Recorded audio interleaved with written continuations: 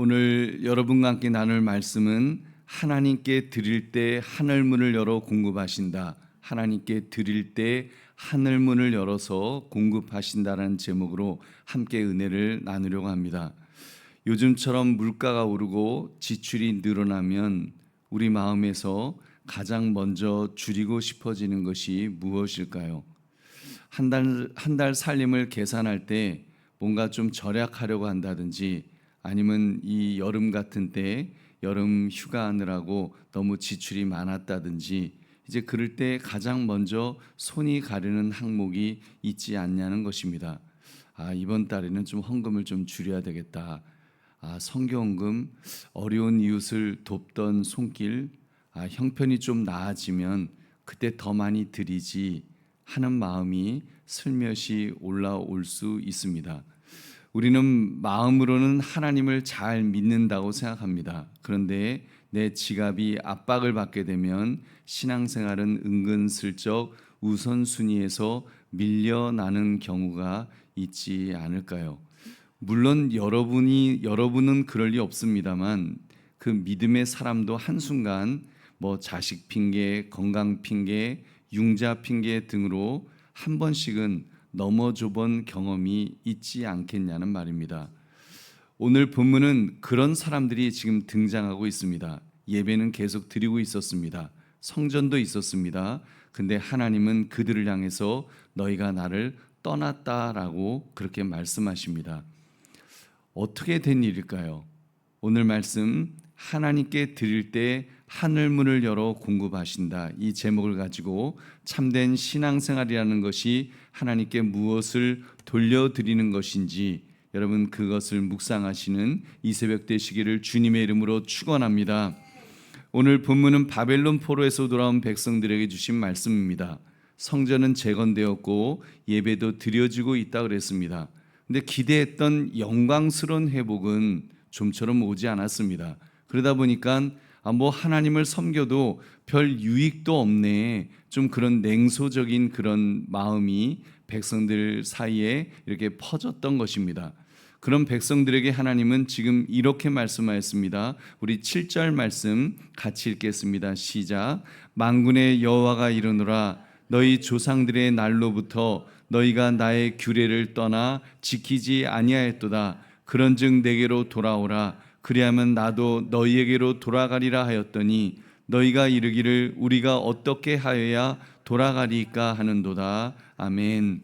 보십시오. 하나님은 지금 헌금을 가져와라, 지금 그렇게 직접적으로 먼저 말씀하지 않으셨습니다. 내게로 돌아오라, 나에게로 돌아와라, 지금 그 말씀하십니다. 문제의 본질은 돈이 아니라 하나님에게서 떠난 관계였던 것입니다. 그래서 하나님은 너희가 나를 떠났는데 다시 돌아와야 된다, 그 말씀을 강조했습니다. 근데 더 놀라운 것이 있습니다. 백성들은 자신들이 하나님을 떠났다는 사실조차 모르고 있었습니다. 우리가 어떻게 해야 돌아가리까?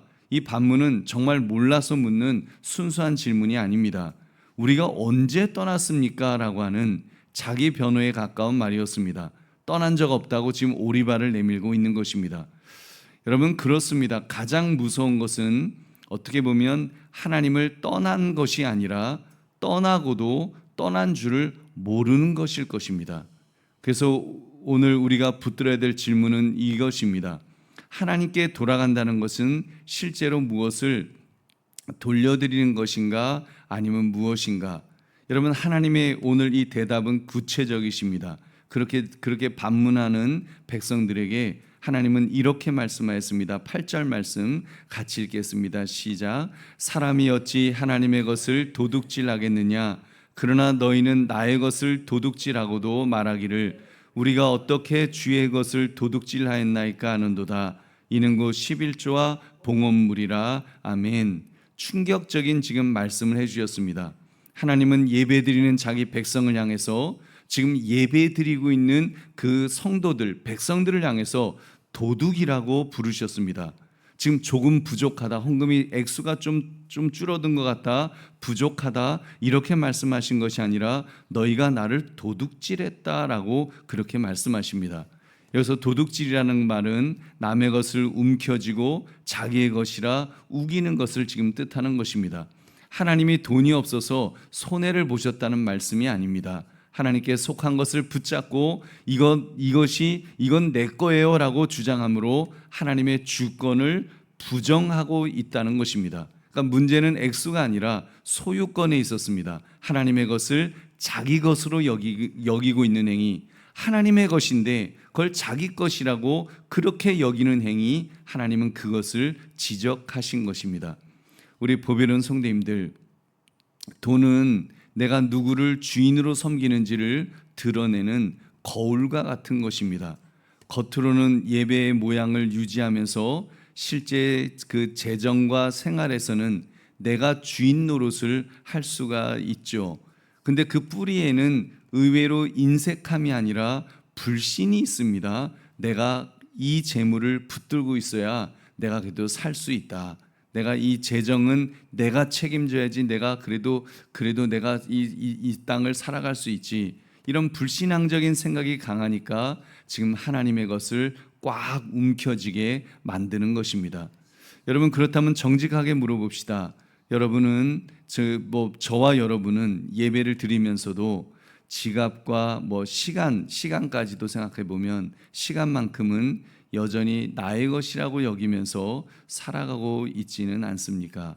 바로 여기서 본문의 분위기가 이제 극적으로 바뀌게 되는데 우리 10절의 말씀 한번 읽어보겠습니다. 시작. 만군의 여호와가 이르노라 너희의 온전한 11조를 창고에 들여 나의 집에 양식이 있게 하고 그것으로 나를 시험하여 내가 하늘 문을 열고 너희에게 복을 쌓을 곳이 없도록 붙지 아니하나 보라. 아멘. 여러분, 우리의 불신앙적인 죄를 낱낱이 드러내시던 하나님이 이제 다시 기회를 열어주셨습니다. 정죄로 지금 끝내지 않으시고 그래도 돌아올 길을 열어주신 것입니다. 지금 돌아올 길을 말씀하시죠. 여기 온전한 11조라는 말에 주목해 봅시다. 마지못해 남은 것을 내는 것이 아니라 하나님께 속한 것을 온전히 구별해 드리는 것입니다. 그래서 10분의 1 그 일부를 그렇게 구별함으로써 전체 모든 것이 하나님의 것임을 고백하는 것입니다. 그래서 모든 것을 하나님이 주셨다는 사실을 믿습니다. 여러분, 이것이 믿음의 고백입니다. 그래서 가급적이면 사실 11조 같은 것은 미리 떼는 것이 좋습니다. 여러분, 미리 떼어서 하나님이 나한테 이렇게 주셨으니 하나님 이 중에 이것은 그 하나님 것, 그 모두 하나님 것이지만 하나님이 10회를 구별하여 가셨으니까 떼었습니다 하면서 이렇게 떼는 그 모습, 여러분, 그런 모습을 하나님은 기뻐 보실 줄로 믿습니다. 여러분, 여기서 11조에 대한 오해를 갖는 구절이 이렇게 있죠. 나를 시험하여 보라. 내가 하늘문을 열고 너에게 복을 붙지 않는지를 시험해 보라. 이런 말씀이 있는데 우리 이 말씀 너무 오해하면 안 될 것 같습니다. 이건 하나님께서 거래 약속을 하신 증거다. 이렇게 해석하기도 하는데, 그래서 하나님이 다른 건 시험하지 않았지만 시험하라고 하지 않았지만 11조만은 시험하라고 하셨다라고 하는데, 물론 그렇게도 보려면 보겠지만 여러분, 우리가 어떻게 감히 11돈 갖고 하나님을 감히 시험할 수 있겠습니까? 여러분, 하나님이 그렇게 말씀하셔서도 아니에요 하나님 그래야죠. 여러분, 하나님께서 거래 약속을 하신 증거라고 그렇게 돈 놓고 무슨 돈 먹기식으로 11조 내면 더 많이 채워주신다, 그런 약속으로 보면은 좀 안 될 것 같습니다. 하나님의 신실하심을 경험해 보라는 그런 특별한 초청으로 우리가 봐야 될 것입니다. 여러분, 11조에 대한 순종도 하나님을 조종하려는 그런 기술이 되어서는 안 됩니다. 신실하신 하나님을 정말 내가 신뢰합니다. 여러분, 사실 11조는 내가 하나님을 신뢰합니다. 모든 것이 하나님께로부터 왔습니다. 이 사실을, 그 믿음을, 그것을 하나님 앞에 보여드리는 모습인 줄로 믿습니다. 이제 본문의 절정에 이릅니다. 하늘문을 여는 분이 나오죠. 하늘문을 여는 분이 누구십니까? 하늘 문을 여신다 그랬잖아요. 우리가 드리는 11조가 딸랑하고 들어갈 때 그때 하늘 문이 짜잔 하고 열리는 것일까요? 여러분, 그렇게 쓰여 있지 않습니다. 하나님은 말씀하십니다. 하나님께서 하늘 문을 여신다 그러셨습니다. 하나님께서 내가 하늘 문을 열고 내가 부어주고 내가 지켜주겠다, 그렇게 말씀하십니다. 11절과 12절에서 공급하고 보호하고 복되게 하시는 주체는 하나님이십니다. 여러분, 하나님이심을 말씀합니다. 백성들은 움켜쥐어야 산다고 생각했지만 정작 그들을 먹이고 지키신 참 공급자는 하나님이셨던 것입니다. 여러분, 믿으시면 아멘 합시다. 아멘. 여러분, 하늘문은 싸구려 자판기 같은 것이 아니라, 여러분, 무슨 하늘문 열리는 것이 무슨 이 땅에 뭐 돈 몇 푼 그 떨어지는 그런 싸구려 자판기 같은 것이 아니라 주권자 하나님의 은혜의 통로인 줄 믿으시기 바랍니다. 여러분, 하늘문이 열리면 하나님의 은혜가 우리에게 부어지는 것이지, 그래서 무슨 뭐 이렇게 돈 놓고 돈 먹는 그 정도가 아니죠. 근데 여기서 여러분, 우리가 더 깊은 곳으로 내려가야 합니다. 사실 우리에게는 하나님께 온전히 돌아갈 능력 자체가 우리에게는 없습니다. 우리가 돈뿐이겠습니까? 우리의 마음, 우리의 시간, 나 자신도 하나님께 온전히 드리지 못하는 것이 사실 우리의 실상입니다.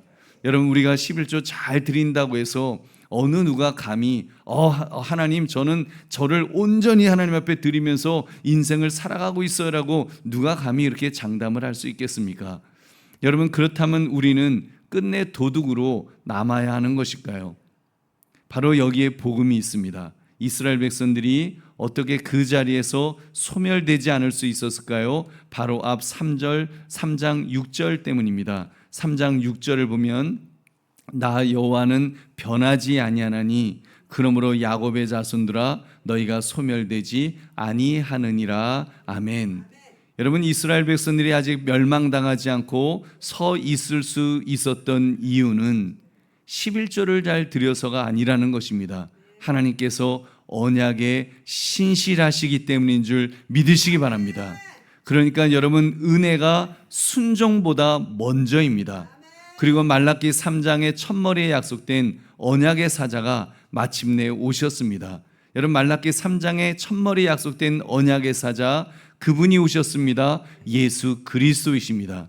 예수님은 하나님께 아무것도 남겨두지 않으셨습니다. 아껴두지 않으셨습니다. 고린도후서 8장 9절을 보면 우리 주 예수 그리스도의 은혜를 너희가 알거니와 부요하신 이로써 너희를 위하여 가난하게 되심은 그의 가난함으로 말미암아 너희를 부요하게 하려 하심이라. 아멘. 여러분, 예수님은 부요하신 분이 우리를 위하여 가난하게 되셨다 그랬습니다. 뭐 돈뿐이겠습니까? 지금 뭐 예수님이 부유하신 것이 돈뿐이겠습니까? 가난하신 것이 돈뿐이겠습니까? 자신을 온전히 다 내어 주신 것입니다.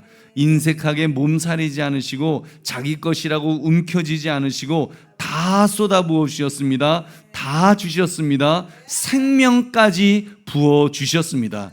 그리고는 우리가 마땅히 받아야 될 그 저주를 십자가에서 예수님이 대신 담당하셨습니다. 하나님의 것을 움켜쥔 우리의 탐욕과 불신의 저주를 예수님께서 대신 져 주신 것입니다. 할렐루야. 여러분, 그러므로 복음의 순서는 이것입니다. 우리가 먼저 드렸기 때문에 그리스도께서 우리를 받아주신 것이 아닙니다.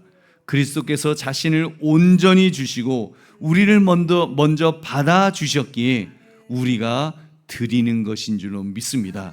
드릴 수 있게 된 것입니다. 하나님 앞에 드릴 수 있다는 것이, 그렇기 때문에 얼마나 복된 것입니까? 우리가 11조를 할 수 있다는 것이, 감사헌금을 할 수 있다는 것이, 그리고 하나님 앞에 나와서 예배할 수 있다는 것이 얼마나 큰 은혜인지 모릅니다. 여러분, 그러므로 드림은 구원을 사는 값이 아니라 이미 받은 은혜에 사로잡힌 사람이 성령 안에서 맺는 열매인 줄 믿으시기 바랍니다. 여러분, 내 생명도, 내 보아도, 나의 시간도, 여러분, 나의 재능도, 모든 것이 주님께서 먼저 나를 위해 내어 주셨기에 이제는 그 은혜의 감사함으로 주님께 돌려드리는 것입니다. 여러분, 이제 처음에 질문으로 돌아봅시다. 여러분, 물가가 오르고 지출이 늘고 미래가 불안한 바로 그 자리는 하나님이 나를 버리신 그런 저주의 자리, 무슨 그런 증거들이 아닙니다. 오히려 내가 붙든 것을 내려놓고 정말 변하지 않으시는 하나님을 신뢰해야 될 믿음을 보일 기회가 될 줄로 믿습니다. 여러분, 나의 지갑은 나만의 영역이 아니라 누가 나의 진짜 주인이시며 누가 나의 공급자인가를 고백할 수 있는 자리인 줄 믿으시기 바랍니다. 보배로운 성도님들, 오늘 우리가 드릴 한 가지 순종은 분명해졌습니다. 하나님께 드리는 것은 남으면 드리는 것에서 먼저 구별하는 것으로 이제 바꿔져야 한다는 것을 우리가 보았습니다. 바꾸어야 합니다. 그것이 예수님으로부터 받은 그 어마어마한 은혜에 대한 믿음에 마땅한 반응인 줄로 믿습니다. 여러분, 우리가 벌은 돈에서부터 정말 시간에 이르기까지 모든 것이 마찬가지입니다. 하나님께 속한 것을 먼저 떼어서 여러분, 예배와 교회와 이웃을 위한 드림으로 그렇게 실천해 봅시다. 혹시 미뤄둔 헌금이나 약속이 있다면 여러분, 더 큰 액수로 내가 갚겠다는 말로 스스로를 속이지 맙시다. 그거는 자신을 속이는 것이고 하나님을 만홀히 여기는 것입니다. 여러분, 하나님은 속지 않으십니다. 그런 말로 스스로를 속이지 마시고 내가 할 수 있는 것만큼이라도 하려고 애써야 될 줄로 믿습니다. 내가 할 수 있는 것만큼이라도 하려고 애써야죠. 하나님이 크고 많은 것을 기대하시는 분이 아니신 줄로 믿습니다. 우리의 중심을 보시는 하나님은 여러분, 우리의 정성을 보시고 기뻐하시고 정말 우리가 아무리 작은 것이라고 할지라도 우리가 하나님을 인정하면서 그렇게 하나님 앞에 우리가 드릴 때 더 많은 것을 바칠 수 있는 복을 부어주실 줄로 믿습니다. 여러분, 아무리 작게라도 지금 실천할 때 하나님도 지금 우리에게 은혜와 복을 부어주실 줄 믿으시기 바랍니다. 말씀을 맺습니다. 하나님은 작은 것이라고 움켜쥔 채 멀어져가는 백성들을 포기하지 않으셨습니다. 오늘 이 말라기서를 통해서 우리에게 보여주는 그 모습, 그것은 다시 돌아와라, 다시 돌아와라, 하나님의 부르심이었습니다. 그리고 예수님께서 우리의 저주를 담당하시고 또 자신을 온전히 내어주셨기에 이제 우리는 그 복을 사려는 자가 아니라 이미 복을 받은 자로서 이제 그 은혜에 응답하는 자들이 되었다는 것을 우리가 깨닫게 되었습니다. 여러분, 그렇기 때문에 감사하는 마음으로 여러분 내 형편에 드릴 수 있는 것, 그거 드리면 됩니다. 기억하십시오. 하늘문은 거래로 열리는 문이 아닙니다. 하나님의 백성이 신실하신 주님을 믿고 순종할 때, 정말 하나님의 하나님 되심을 믿고 순종할 때 그 자리에서 열리는 줄 믿으시기 바랍니다. 여러분, 우리의 그 마음, 하나님, 내가 정말 힘들고 어렵지만 하나님의 하나님 되심을 인정합니다. 여러분, 그 모습 속에 하나님께서 은혜를 주시는 것입니다. 내게 가진 것이 없지만 하나님 그 말씀을 의지하여 내가 순종합니다라고 할 때 하나님은 더 큰 은혜를 부어주실 줄로 믿습니다. 그러므로 하나님께 드릴 때 하늘문을 열어 공급하신다, 이 제목처럼 우리가 정말 움켜쥐려고 하는 그 손을 펴고 신실하신 주님이 채워주실 것을 믿고 우리가 또 그렇게 순종하며 나아갈 수 있는 저와 여러분 되시기를 주님의 이름으로 축원합니다. 우리 기도하겠습니다. 말씀 생각하시면서 하나님, 그렇게 살기를 원합니까?